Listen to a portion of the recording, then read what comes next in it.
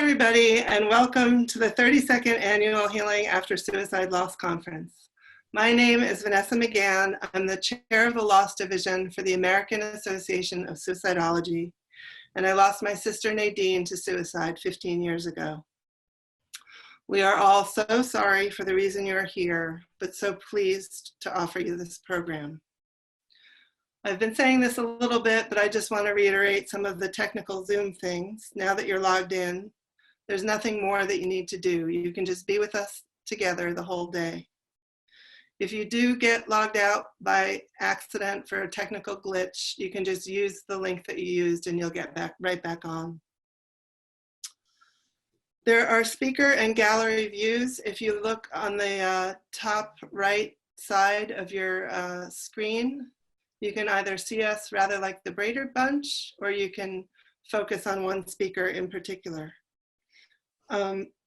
When there's a slide, there's going to be a vertical bar going across your screen right where you see all the speakers. And if you would like to move that, you just use your arrow and you can make the slide smaller or larger, or the speaker smaller or larger.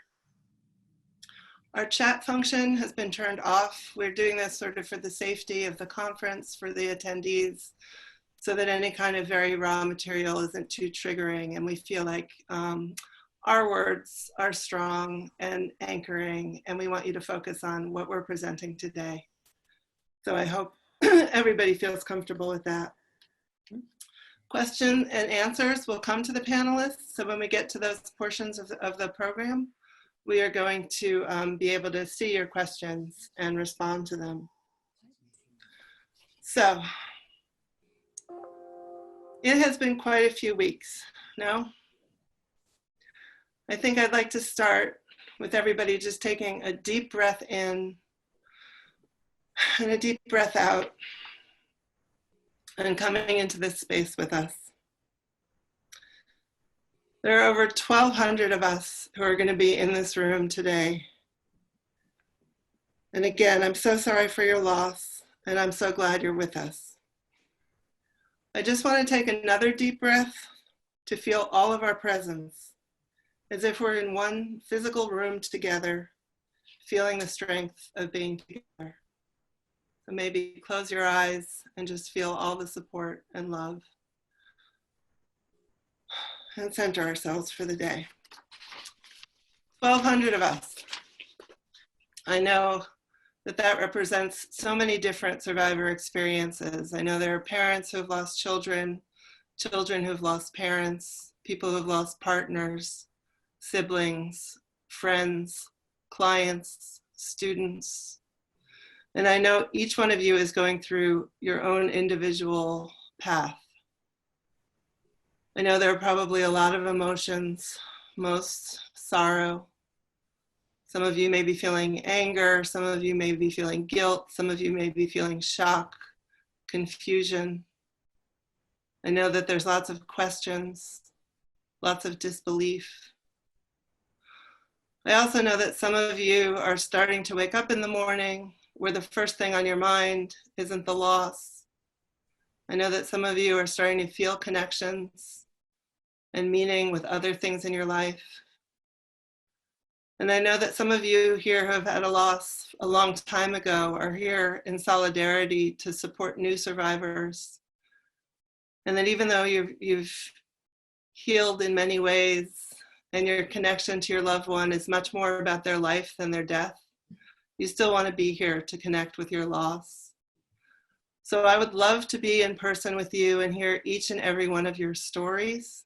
I know that it's not possible, but I hope you hear that a lot of the things today from our speakers are going to touch you and make sense to you and help you on your journey. I also want you to know that we are going to tape workshops that are also going to be helpful for you, and we will email you and announce when those workshops are available. That was going to be part of our conference when we were planning for it to be live in Portland, Oregon.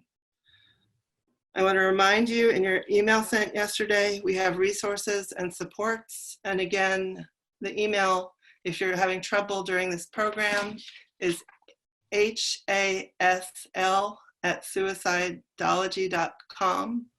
I have a bit of dyslexia, so that's hard, but Healing After Suicide Loss, HASL at suicidology.org. And one of our care team will get back to you either during the program or shortly thereafter. I want to thank the AAS staff and leadership, the program committee, the conference volunteers, our incredible sponsors of AFSP and TAPS, the excellent presenters, and I want to thank all of you attendees. I want to have a special thanks to Heather Shader from Alliance of Hope and Anne-Marie Matulis from AAS, and to Chris Maxwell, Nicole Greenow, Amy Culp, and Colleen Creighton for helping with all of the logistics that went through with today.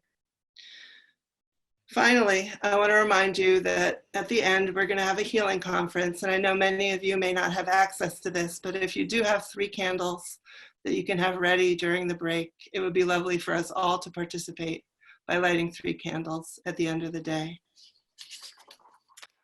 So Kim Ruocco from TAPS, would you like to say a few words? Sure. Thank you so much, Vanessa, and welcome everybody. I just am so grateful to have this time together today. Usually we're all together in person and we're able to give each other hugs and sit with each other and cry and smile and laugh. And today we have to do something different. So I just appreciate everybody putting the effort in to make sure that we can all be together today. It's a hard time, you know, for all of us being isolated. So seeing everybody's faces, I know it's warming my heart. I'm the Vice President of Suicide Postvention and Prevention for TAPS. TAPS is a nonprofit that provides comprehensive peer-based grief support to anybody who's grieving a death of a loved one who served. We particularly have special programming for those who have lost a loved one to suicide. So we're here for you, and we want you to know that if you are grieving a loved one who served, or you're active duty military and you have a dependent that died by suicide, please connect with the TAPS family. You can call our 800 number 24/7. You can call them today if you want support around the conference. I came to TAPS 14 years ago after my husband, who was a Marine Corps pilot, died by suicide in 2005. I've walked this journey for a long time, and I want you to know that the people that we've gathered today are some of the people that got me through this. Frank Campbell and Iris and Joan and you know, Doreen and Donna, Carla, all of you helped me through my journey. So I just want everybody to know that you're lucky to have all these people here today for you. I hope you'll stay with us today. I know it's hard to sit in front of a computer, but I can tell you that, you know, you're not alone. And this is just the beginning of the journey. All of us are here for you going forward too. This is not just a 3-hour thing and then we're done. Please keep in contact with AFSP and AAS and TAPS, because this is your family. You don't have to do this journey alone. So thank you for being here with us today. Thank you for everybody on the committee. Vanessa, I know this was a lot of hard work. Thank you. Amy Culp and Colleen Creighton, thank you for your leadership. And Doreen and Brandon, thank you for all your work on this. It was hard to shift from being in person to doing it online. So let's all be together today, and God bless you. Thank you for being here and taking time out in your day. Thank you, Kim. And Doreen, you're on mute, but you want to say a few words? Sure. I'm Doreen Marshall. I'm the Vice President of Mission Engagement for the American Foundation for Suicide Prevention, and we are pleased, along with TAPS and AAS, to be one of the sponsors of this event. I wish we could all be together, because what we feel when we're all in the room together is a connection and a community among us. I lost my fiance to suicide 25 years ago this year. And what I know about that journey is that it's one that we all do better with support. And so I would encourage those of you that are on this conference today, and it's wonderful in some ways to know that many people are here for support, and also sad that we've all been impacted by suicide. But what I know is that we do better when we're together. And similar to Kim, I look at the screen I'm looking at and I see my mentors, my friends, and a community of people that helped me get through. Iris, Vanessa, Donna, Frank, Carla, Joan, Ronnie, Kim, all of you have been part of my journey for the last 25 years. If you're not familiar with the American Foundation for Suicide Prevention, we have chapters in all 50 states. And what we do is provide education, do advocacy, and provide support to those that have been impacted by suicide. We have our Healing Conversations program, which I know is the information about that is being sent out as well. And so similar to what Kim said, if you're finding that you need support beyond this day and would like to connect, you can reach out to AFSP for our Healing Conversations program. Thanks to Vanessa, Colleen at AAS, Amy, and the entire committee for putting this event together. Looking forward to what's going to be a very meaningful day for all of us. Thank you. And like I said, this conference was going to be in Portland, Oregon. And if anybody's lucky enough to be there, they have the Dougy Center, which is a space for grieving children. And I just want to introduce Joan Schweitzerhoff from there, because she has amazing resources for people who have children grieving a suicide. Joan, you want to say hi? Hi, I am thrilled that we are having this conference. You probably are all that are not in the Portland area very lucky in the fact that it's pouring rain today, which kind of fits with our theme of, sorrow and sadness. I just wanted to let you know that I am with the Dougy Center, and it is a program for children, teens, young adults, and their family members who have had someone who has died or has a serious illness. And we have an incredible amount of resources available for that population. And so if you're needing any of those kinds of things, you can connect with the Dougy Center.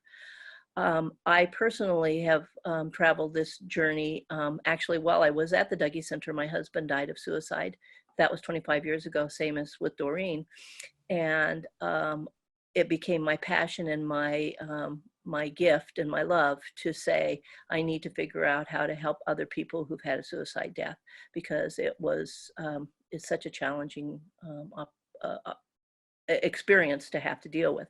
And I'm hoping that today that you can find some new information, that you can realize that you're not alone, that we have 1,200 other people that are signed up for this conference, as well as hundreds and hundreds of other people in the world that are going through what you're going through, looking for finding meaning. And I think that the thing that we hope will happen the most is that we find some hope for ourselves and for each other as we go through this day.